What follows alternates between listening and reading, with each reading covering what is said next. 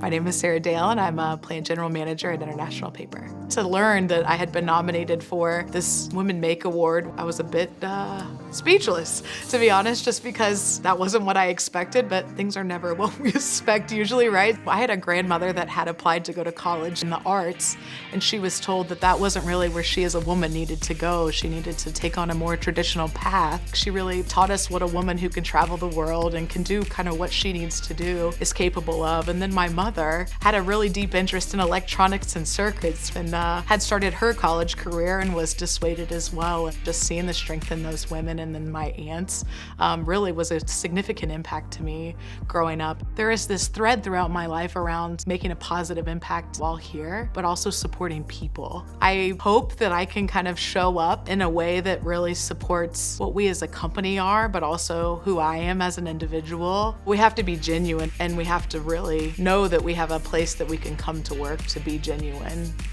through that effort.